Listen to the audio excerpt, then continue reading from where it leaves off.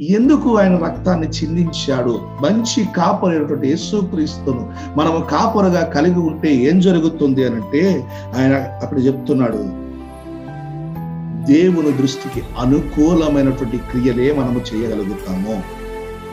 మనము దేవుని దృష్టికి అనుకూలముగా మనము జీవించున్నట్లుగా, అంతేకాదు తన చిత్త ప్రకారముగా మనము చేయడానికి మనల్ని సిద్ధపరుచుకున్నాడు. తన రక్తమును చిందించి ప్రాణము పెట్టి మృతుని గెలిచి తిరిగి లేచుట ద్వారా. ఆమేన్ చెప్తామా? హల్లెలూయా. ఆయన మనకి కాపరిగా ఉన్నాడు. అందుకని దావీదు అంటాడు, యెహోవా నా కాపరి,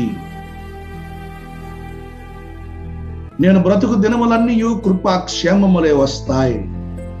ఎందుకంటే మంచి కాపరు నా కొరకు రక్తాన్ని చిందించాడు, ప్రాణం పెట్టాడు. ఆయన చిత్తములో నేను నడుచుకోవడానికి, ఆయన దృష్టికి అనుకూలముగా నేను ప్రవర్తించడానికి